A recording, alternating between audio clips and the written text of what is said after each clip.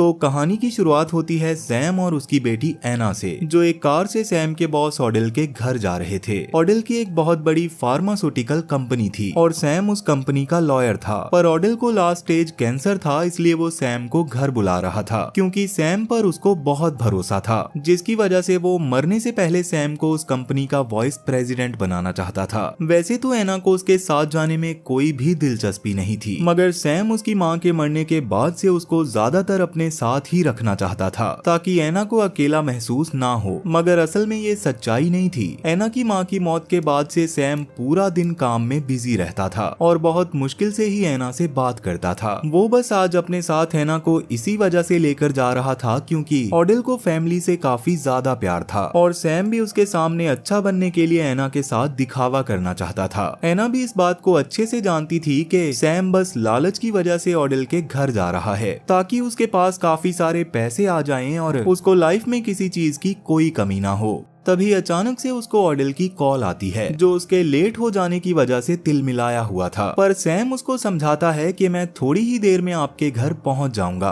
पर तभी अचानक से उसके फोन के सिग्नल चले जाते हैं और नाक में धूल जाने की वजह से उसको बहुत जोर से छींक आ जाती है, जिसके तुरंत बाद ही उसको रियलाइज होता है कि उसने कार को गलती से किसी के ऊपर चढ़ा दिया था। वो एना के साथ डरते हुए उतरकर बाहर आता है, जहाँ रोड पर वो एक घायल यूनिकॉर्न के बच्चे को देखता है जिसका खून नीला था और वो जख्मी हालत में दर्द से तड़प रहा था, जिसको देखकर उनके पूरी तरह से होश उड़ गए थे क्योंकि उन्होंने आज से पहले यूनिकॉर्न के बारे में बस किस्से कहानियों में ही सुना था। तभी अचानक से यूनिकॉर्न का सींग बहुत जोर से चमकने लगता है और एना उसको तुरंत ही छू लेती है, जिससे अचानक ही वो एक अजीब सी दुनिया के भ्रम में चली गई थी जहाँ उसको कॉस्मिक एनर्जी का एहसास हो रहा था। तभी अचानक से उसका भ्रम टूट जाता है। तब एना के मना करने के बावजूद भी सैम बेरहमी के साथ एक लोहे के जैक को उठाकर उस यूनिकॉर्न के बच्चे को बुरी तरह से जान से मार देता है, जिससे एना और सैम दोनों के ही चेहरे पर यूनिकॉर्न का खून गिरता है। असल में सैम किसी भी जानवर के एक्सीडेंट के बारे में वन विभाग को नहीं बता सकता था क्योंकि इससे उसको जेल हो जाती और वैसे भी वो इस वक्त लेट हो रहा था, इसलिए वो उस यूनिकॉर्न की बॉडी को साइड में नहीं फेंकता और उसको कार में ही रखकर घबराई हुई एना के साथ ऑडिल के घर पहुंच जाता है, जहां जाते ही उसकी मुलाकात ऑडिल के बेटे शेफर्ड और उसकी बीवी लिंडा से होती है, जो तुरंत ही उसको अपने साथ ऑडिल के पास ले जाते हैं। वहाँ सबसे पहले तो ऑडिल उनसे उनकी ट्रिप के बारे में पूछता है, पर उसके ऐसा पूछते ही एना को उस यूनिकॉर्न के विजन्स आने लगे, जिससे उसके चेहरे के एक्सप्रेशंस पूरी तरह से बदल जाते हैं। मगर वो ऑडिल को बस यही जवाब देती है कि वो बस थोड़ा सा थक गई है।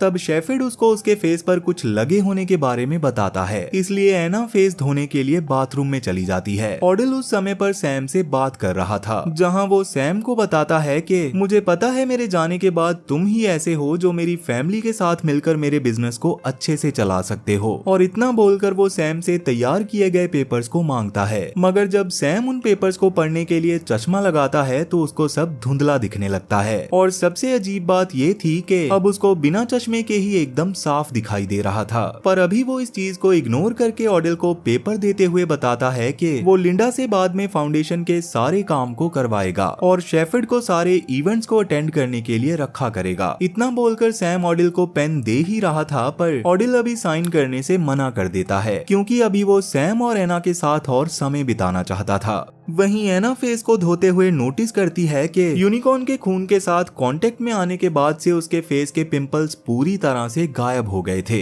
जिससे घबराकर वो भागते हुए नीचे आती है और सैम को वहां से जल्दी से चलने को कहती है। मगर सैम उसको साइड में ले जाकर इसके लिए मना कर देता है क्योंकि अगर वो चले जाते तो ऑडिल उन पेपर्स पर कभी साइन नहीं करता। तभी अचानक से सबको बाहर से बहुत तेज आवाजें आने लगती हैं, जिसके लिए पहले तो सैम थोड़े से बहाने बनाता है, मगर वो आवाज अब और भी तेज हो गई थी, इसलिए सब लोग बाहर आकर सैम की लाई गई कार के पास आकर खड़े हो जाते हैं, जिसमें से अचानक चिल्लाते हुए वही यूनिकॉर्न का बच्चा बाहर निकलता है और उस कार की छत को अपने सींग से फाड़ देता है, जिसे देखकर ऑडिल की गार्ड शॉक काफी डर गई थी और उसने तुरंत ही उसको गोलियों से छल्ली करके खत्म कर दिया। तब किसी को भी समझ नहीं आ रहा रहा था कि असल में ये जानवर है क्या, पर एना कहती है कि इसमें कोई रॉकेट साइंस नहीं है, इसके सर के आगे एक सींग है तो ये एक यूनिकॉर्न है। और ये सुनकर सब लोग हैरान रह गए। तब फाइनली सैम सबके सामने एक्सेप्ट कर लेता है कि उससे उस यूनिकॉर्न के बच्चे का एक्सीडेंट हो गया था और लेट न होने के चक्कर में पहले तो उसने उसको जान से मार दिया और बाद में वो उसको कार में ही डालकर यहाँ ले आया। तब एना सबके सामने ये भी रिवील कर देती है कि यूनिकॉर्न के खून के संपर्क में आने के बाद से ही उसके चेहरे के पिंपल्स पूरी तरह से गायब हो गए थे। और सैम भी बताता है कि उसकी आंखें भी पूरी तरह से ठीक हो गई हैं। एना चाहती थी कि अब वो लोग वन विभाग वालों को कॉल करके उस यूनिकॉर्न के बारे में सब सच बता दें, लेकिन ऑडिल इसके लिए साफ मना कर देता है क्योंकि वो किसी भी तरह के कोर्ट कचहरी के चक्कर में नहीं फंसना चाहता था और अभी वो उस यूनिकॉर्न की लाश पर रिसर्च करके अपनी कंपनी को फायदा करवाना चाहता था। तब सैम भी इसके लिए मान जाता है क्योंकि वैसे भी अगर वन विभाग वाले वहाँ आते तो उसको अरेस्ट कर लेते। अब रात में जब एना एक कमरे में थी तो सैम उसके पास आकर उसको बताता है कि जब उसने यूनिकॉर्न के सींग को छुआ था तो उसे मिर्गी आने लगी थी, लेकिन एना के हिसाब से उस समय पर वो यूनिकॉर्न के साथ एक तरह का संबंध महसूस कर रही थी और अभी भी उसको ऐसा लग रहा था कि उन्होंने यूनिकॉर्न की बॉडी को ऑडिल की फैमिली को देकर अच्छा नहीं किया है क्योंकि वो लोग सच में काफी ज्यादा लालची हैं। पर सैम उसको ऐसी फालतू बातों पर ध्यान ना देने को कहकर प्रमोशन पर ध्यान देने को कहता है, जिससे एना को गुस्सा आ जाता है और वो सैम को अपने कमरे से बाहर निकाल देती है और बाद में वो अपनी मॉम और अपनी पुरानी फोटोज को देखने लगती है। तभी एक म्यूजियम की फोटो में उसको अपनी माँ के पीछे एक यूनिकॉर्न का पोस्टर दिखाई देता है, जिसे देखकर उसको यूनिकॉर्न के बारे में और जानने की चाह होती है और वो तुरंत ही इंटरनेट पर यूनिकॉर्न और उसके खून के बारे में पढ़ने लगती है।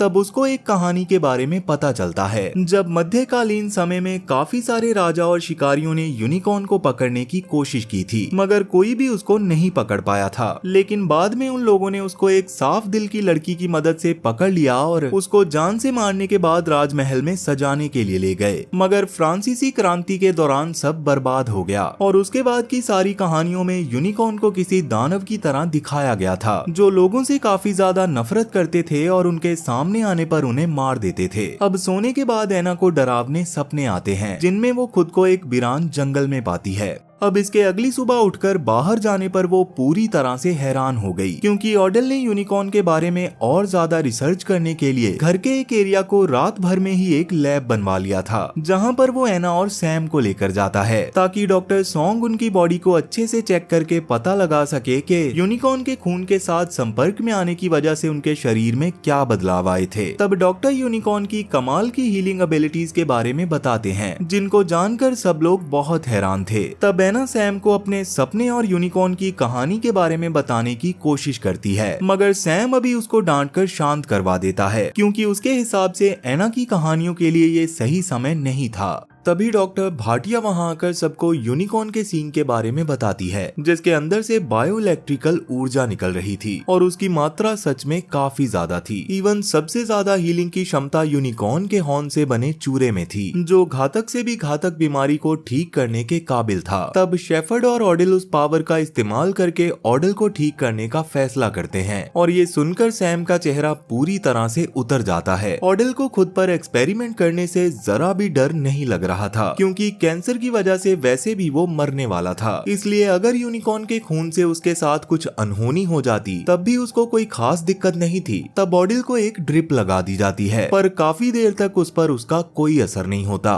तभी सॉन्ग रियलाइज करता है कि यूनिकॉर्न के सींग के अंदर से अब और ज्यादा मात्रा में ऊर्जा निकल रही थी जिसे देखकर उसको काफी ज्यादा अजीब लग रहा था। वहीं ऑडिल की हालत अब धीरे धीरे सुधरने लगी थी, इसलिए वो सैम का शुक्रिया करता है क्योंकि उसकी वजह से उसको एक नई जिंदगी मिली थी। उसने अब सैम को अपना पार्टनर ही कह दिया था जिससे सैम बहुत ज्यादा खुश हो जाता है। वहीं एना अब वापस से यूनिकॉर्न के बारे में पढ़ रही होती है। तब शेफर्ड को उसको देखकर लगता है कि जैसे वो भी उनकी मदद करने की कोशिश कर रही है, इसलिए वो अपने नौकर ग्रिफिन से कहकर वहाँ पर एक प्रिंटिंग मशीन मंगवा देता है ताकि एना जो भी पढ़े उसको प्रिंट करने के बाद वो शेफर्ड के साथ साथ ऑडिल को भी दिखा सके। तभी अचानक से वहाँ खुद ऑडिल आ जाता है जो पहले से काफी ज्यादा एनर्जेटिक लग रहा था। सॉन्ग खुद भी उसको इतना ज्यादा एनर्जेटिक देखकर काफी खुश था। उसको समझ आ गया था कि यूनिकॉर्न के सींग में कैंसर तक को ठीक करने की क्षमता है, इसलिए अब ऑडिल उस यूनिकॉर्न को उनके हेडक्वार्टर्स में ले जाने के लिए कहता है ताकि वहाँ पर वो उसके हॉर्न से मिलने वाले पाउडर को और भी ज्यादा मात्रा में बना सके। लेकिन सॉन्ग के हिसाब से ये मुमकिन नहीं था क्योंकि यूनिकॉर्न के सींग के पाउडर में एक खास तरह का प्रोटीन था जिसको किसी भी हाल में कोई और नहीं बना सकता। लेकिन ऑडल इससे और भी ज्यादा खुश हो जाता है क्योंकि जब किसी चीज की सप्लाई काफी ज्यादा कम होती है तो उसकी डिमांड उतनी ही ज्यादा बढ़ जाती है। इसलिए वो इस सींग से बनने वाले पाउडर को अमीर लोगों को काफी महंगे दामों में बेचकर बहुत ज्यादा अमीर हो सकते थे। तभी वहाँ पर एना भी यूनिकॉर्न की स्टोरी के बारे में प्रिंट करके आ जाती है और सबको यूनिकॉर्न के बारे में बताने की कोशिश करती है। मगर वो सब लोग ज्यादा से ज्यादा पैसे कमाने के तरीके के बारे में सोचने में बहुत ज्यादा बिजी थे, इसलिए एना की बात को कोई नहीं सुन रहा था। और तब ऑडल तो अपनी फैमिली के साथ सेलिब्रेट करने के लिए यूनिकॉर्न का ही खून पीता है, जिसे देखकर एना को काफी ज्यादा गुस्सा आ रहा था क्योंकि उसके पास इतने ज्यादा लालची लोग भरे पड़े थे। तब एना जबरदस्ती सबको वो स्टोरी बताती है कि काफी लोगों ने उन यूनिकॉर्न्स को पकड़ने की कोशिश की थी पर वो उसको बस एक साफ दिल वाली लड़की की मदद से ही पकड़ पाए थे। लेकिन बाद में उनके साथ काफी ज्यादा बुरा हुआ था। साथ ही उसके बाद से यूनिकॉर्न को एक दानव के रूप में देखा जाता था जो इंसानों को देखते ही खत्म कर देते हैं। यही सब बताते वक्त एना उनसे उस यूनिकॉर्न के बच्चे को वापस जंगल में छोड़ के आने को कहती है। मगर इससे लिंडा, ऑडेल और शेफर्ड तीनों ही बहुत ज्यादा गुस्से में आ जाते हैं और सैम को एना को समझाने के लिए कहते हैं। और तभी उसको आसमान में चमकते हुए नीले रंग के बादल दिखाई देते हैं जिन्हें देखकर वो काफी ज्यादा अचंभित हो गई थी। अब शाम के समय में जब सॉन्ग उनकी बनाई गई टेंट की टनल से यूनिकॉर्न के बच्चे की बॉडी को लैब में लेकर जा रहा था, तभी अचानक से बायोइलेक्ट्रिकल सिग्नल्स और ज्यादा बढ़ जाते हैं जिससे ऑडल के पूरे घर की लाइट चली गई थी और उन सबके फोन भी पूरी तरह से बंद हो गए थे। तब ऑडल सैम से सब चेक करने को कहता है और वहीं एना अभी भी कार में ही बैठी हुई थी। अभी सैम उस टनल के अंदर गया ही था कि तभी अचानक से उसके सामने सॉन्ग की बॉडी से एक बड़े यूनिकॉर्न का सींग आर पार हो जाता है जिससे मौके पर ही उसकी मौत हो गई थी। उस टनल के बाहर एक बहुत ही बड़े और गुस्से वाले यूनिकॉर्न को नोटिस किया जा सकता था जो असल में उस मरे हुए यूनिकॉर्न का पिता था और उसकी मौत का बदला लेने आया था। तब शॉ और बाकी सारे गार्ड्स मिलकर उस यूनिकॉर्न पर गोलियां चलाने लगते हैं। वहीं एना की कार के पास भी एक यूनिकॉर्न आकर हमला करने लग गई थी, इसलिए सैम तुरंत ही बाहर निकलकर एना की कार के पास जाता है और कार से बाहर निकलने में उसकी मदद करता है। एना भी तब कार से बाहर आ गई थी मगर अब वो यूनिकॉर्न सैम पर हमला करने वाली थी, इसलिए एना जानबूझकर शोर मचाते हुए उस यूनिकॉर्न के पास से गुजरती है और वो यूनिकॉर्न उसका पीछा करते हुए एक जाली वाले गेट के पास आ जाती है। वो यूनिकॉर्न काफी गुस्से में थी मगर एना को देखकर वो रुक जाती है और उसका सींग चमक लगता है। तब एना उसको भी छूने ही वाली थी कि तभी शॉ ने वहां आकर वापस से यूनिकॉर्न पर फायर करना शुरू कर दिया जिसकी वजह से उसको वहां से जंगल की ओर भागना पड़ता है।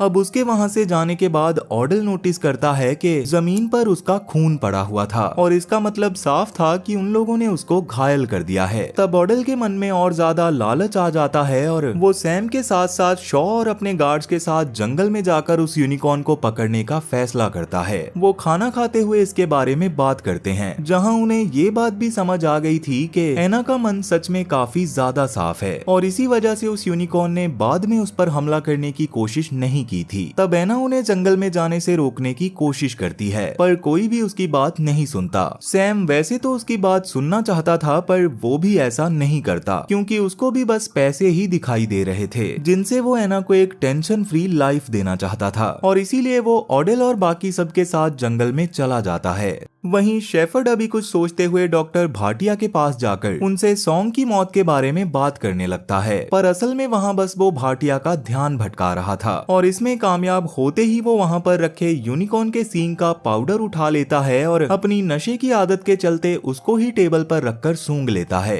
वहीं एना अब तक हर चीज से परेशान हो चुकी थी इसलिए वो यहाँ से निकलना चाहती थी पर तभी अचानक से वो आसमान में वही नीली रोशनी देखती है और उसको रियलाइज होता है कि वो अपने पिता को ऐसे छोड़कर नहीं जा सकती, इसलिए वो अंदर जाकर वापस यूनिकॉर्न के बारे में देखना शुरू कर देती है और तभी उसको याद आता है कि यूनिकॉर्न के पास तो हीलिंग की ताकत होती है, इसलिए वो घायल यूनिकॉर्न तो अब तक पूरी तरह से ठीक हो गया होगा, जिसका मतलब था कि सैम और बाकी सब एक बहुत बड़े खतरे में हैं। इसलिए वो जल्दी से सैम को कॉल करके इसके बारे में बताने की कोशिश करती है मगर सैम के फोन में सिग्नल नहीं आ रहे थे, इसलिए उसके पास एना का कोई भी मैसेज नहीं आता। तब एना तुरंत ही ग्रिफिन के पास जाती है और उसको यूनिकॉर्न के बारे में सब बताने के बाद कोई तरीका ढूंढने को कहती है ताकि किसी तरह से सैम से कांटेक्ट किया जा सके। लिंडा ने भी उसकी ये सारी बातें सुन ली थी, इसलिए उसको भी ऑडेल की चिंता होने लगी थी। वहीं शेफर्ड के तो अलग ही नशे चल रहे थे। वो बस बेबी यूनिकॉर्न के सींग को डॉक्टर भाटिया से बोलकर यूनिकॉर्न के शरीर से अलग करवा देता है, क्योंकि उसका पाउडर बनाकर अब वो बस नशा करना चाहता था। वहीं सैम और बाकी सब जंगल में बायो इलेक्ट्रिकल सिग्नल्स को डिटेक्ट करने वाली मशीन की मदद से थोड़ी देर में ही उस यूनिकॉर्न के पास पहुंच जाते हैं, जहां जाते ही अचानक से सैम के फोन में एना के सारे मैसेज डिलीवर हो गए थे। उन मैसेजेस को देखकर वो समझ गया था कि यहाँ सच में कोई ना कोई गड़बड़ है, इसलिए वो जल्दी से वहाँ से भागने लगा। पर तब तक वो यूनिकॉर्न शॉ को पकड़ लेता है और सबके सामने उसको बुरी तरह से जान से मार देता है, जिसके बाद उन्होंने बाकी सबको भी मारना शुरू कर दिया। तब ऑडिल और सैम जैसे तैसे भागते हुए ऑडिल के मेंशन के बाहर पहुंच जाते हैं, पर अब तक वो यूनिकॉर्न वहाँ पर भी आ गया था। तब सैम तो जल्दी से भागकर घर के अंदर चला गया था, मगर ऑडिल लालच में आकर एना की तरह उस यूनिकॉर्न को शांत करवाने की कोशिश करता है, मगर गुस्से में वो यूनिकॉर्न उसे वहीं पर मार गिराता है।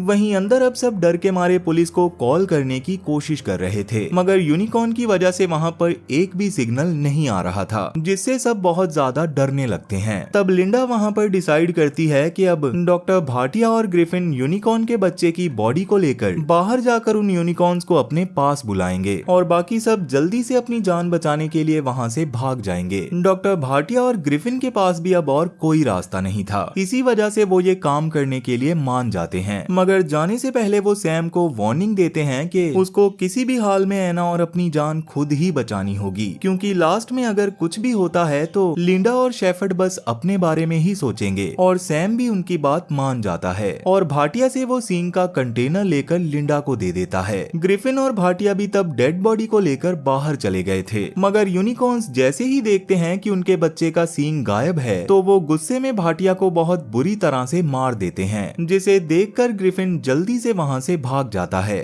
अब लिंडा भी वहां से भागने की कोशिश में लगी हुई थी, पर तभी वो देखती है कि शेफर्ड अब तक कार के पास नहीं आया है, इसलिए वो वापस से घर में जाती है, जहां अब भी शेफर्ड उस सींग के पाउडर को चिलम में भरकर फूंक रहा था, जिससे उसको भयंकर नशा होता है और वो जाने से मना कर देता है, क्योंकि वो किसी भी हाल में बाहर मौजूद दोनों यूनिकॉर्न्स को भी पकड़ना चाहता था और ऐसा वो सिर्फ एना की मदद से ही कर सकता था, इसलिए वो एना से ऐसा करने को कहता है। शुरू में तो एना इसके लिए मना करती है और गुस्से में अब सैम भी कंपनी को छोड़कर एना के साथ वहां से जाने की कोशिश करने लगता है, मगर शेफर्ड उनको बाहर निकलने नहीं देता। मगर इतने में ही मेल यूनिकॉर्न घर के अंदर आ जाता है, जिसे देखकर सब अलग अलग कमरों में चले जाते हैं। शेफर्ड ने तो अभी भी अपने पास वो यूनिकॉर्न के सींग वाला बॉक्स रखा हुआ था, क्योंकि उसके लिए उस बॉक्स से ज्यादा कीमती अब कुछ भी नहीं था, इसलिए वो लिंडा पर भी ज्यादा ध्यान नहीं दे रहा था। वो बस लिंडा को भी यही बता रहा था कि वो एना की मदद से उन यूनिकॉर्न्स को पकड़ लेंगे और बाद में उन्हें ब्रीड करवाकर उनकी मदद से दुनिया में सबसे अमीर आदमी बन जाएंगे। पर तभी लिंडा नोटिस करती है कि असल में उस बॉक्स के अंदर वो सींग था ही नहीं। सैम ने उसको पहले से ही जानबूझकर निकाल लिया था, क्योंकि उसको खुद भी लिंडा और शेफर्ड पर बिल्कुल भरोसा नहीं होता। सैम और एना इस वक्त एक ही रूम में थे और उन्हें बाहर से यूनिकॉर्न के गुस्से में चिल्लाने की आवाज आ रही थी, पर अभी सैम इस पर ज्यादा ध्यान नहीं देता और एना को वो सींग दिखाते हुए बताता है कि मैंने ये सींग सब ठीक करने के लिए चुराया है। साथ ही वो एना से अपने प्यार को जाहिर करते हुए उससे माफी मांगता है, क्योंकि अब तक वो बिल्कुल भी अच्छा पिता नहीं था। इसलिए एना भी तब इमोशनल होकर उसको हग करती है और उसको माफ कर देती है। वहीं शेफर्ड अभी भी बौखलाया हुआ था, इसलिए यूनिकॉर्न को मारने के लिए लिंडा ने एक क्रॉसबो निकाल लिया था, पर तभी एक यूनिकॉर्न गेट के अंदर अपना सींग घुसाती है जो लिंडा को लगता है और वो मौके पर ही मारी जाती है। शेफर्ड बस ऐसा होते हुए देख रहा था, मगर वो डर के मारे कुछ भी नहीं कर पाता। वहीं सैम ने एना को जैसे तैसे बाहर निकालने का फैसला किया था और खुद वो उस यूनिकॉर्न का ध्यान भटकाने वाला था। एना भी तब बाहर भाग जाती है, मगर तभी शेफर्ड बाहर आकर उस पर क्रॉसबो तान देता है और उसे यूनिकॉर्न को वहाँ पर बुलाने को कहता है, क्योंकि उसकी मदद से ही वो उस यूनिकॉर्न को पकड़ सकता था। तभी वहाँ ब्लैक वाला यूनिकॉर्न आ जाता है जो एना के ऊपर हमला नहीं करता और बस उसके बगल में लेट जाता है। और इसी मौके का फायदा उठाते हुए शेफर्ड ने उसके पैरों को बांध दिया, जिसके बाद वो दूसरी यूनिकॉर्न को भी वहाँ पर बुलाकर वैसे ही बांध देता है। मगर ये सब तो असल में सैम का एक प्लान था। अब उसको यूनिकॉर्न से छुपे बिना ही शेफर्ड को पेलने का मौका मिल गया था, इसलिए वो उसको बहुत बुरी तरह से मारने लगता है। साथ ही वो एना की जान बचाने के लिए शेफर्ड के पेट में यूनिकॉर्न का सींग मार देता है, जिससे शेफर्ड अब मरने लगता है। लेकिन मरते मरते उसने भी अपने हाथ में मौजूद तीर को सैम के मार दिया था, जिससे अब सैम भी मरने वाला था। तब तक एना भी यूनिकॉर्न्स को खोल चुकी थी, जो तुरंत ही शेफर्ड को उठाकर दूर फेंक देते हैं, जिससे मौके पर ही उसकी मौत हो जाती है। लेकिन एना को अब सैम की काफी ज्यादा चिंता हो रही थी। तब सैम उससे पूछता है कि जब उसने यूनिकॉर्न के सींग को छुआ तब उसे क्या दिखा था, और एना इमोशनल होते हुए जवाब देती है कि उसकी माँ दूसरी दुनिया के दरवाजे पर उसका इंतजार कर रही है। सैम को ये जवाब सच में काफी ज्यादा पसंद आता है और वो एना के हाथों में ही अपना दम तोड़ देता है, जिससे एना जोर जोर से रोने लग गई थी। लेकिन तब यूनिकॉर्न अपने बेटे के सींग को सही करते हैं और बाद में उनके सींग चमकने लगते हैं। उन्होंने अपनी ताकत से अपने बेटे के साथ साथ सैम को भी जिंदा कर दिया था, जिसको वापस से जिंदा देखकर एना खुशी के मारे सैम से लिपट जाती है। अब इसके बाद वो यूनिकॉर्न्स वहाँ से चले गए थे, पर तभी वहाँ ग्रिफिन कुछ पुलिस वालों को लेकर वहाँ आ जाता है, जो घर में इतनी सारी लाशें देखकर समझ रहे थे कि उन सबको सैम और एना ने ही मारा है। तब सैम और एना उन्हें यूनिकॉर्न और बाकी चीजों के बारे में समझाने की कोशिश करते हैं, मगर पुलिस को उनकी बातों पर यकीन नहीं होता और वो उन दोनों को अरेस्ट करके वहाँ से ले जाने लगते हैं। लेकिन इस बारे में उस यूनिकॉर्न की फैमिली को भी पता लग गया था, और क्योंकि वो एना और सैम को ऐसे ही जेल में जाने नहीं दे सकते थे, इसलिए वो जानबूझकर भागते हुए पुलिस की गाड़ी के सामने से निकलते हैं, जिन्हें देखकर सैम और एना समझ गए थे कि वो यूनिकॉर्न्स उनकी मदद करने के लिए ही वहाँ पर आए थे और अब शायद पुलिस वाले उन्हें भी छोड़ देंगे। वैसे आपको क्या लगता है, क्या सच में इस दुनिया में यूनिकॉर्न्स होते हैं या नहीं? मुझे कमेंट करके जरूर बताना, क्योंकि ये कहानी यहीं पर खत्म हो चुकी है। तो वीडियो पसंद आई हो तो वीडियो को लाइक जरूर करना, और मैं अब आपसे मिलूंगा ऐसी ही एक और इंटरेस्टिंग वीडियो के साथ, और तब तक के लिए टाटा और गुड बाय।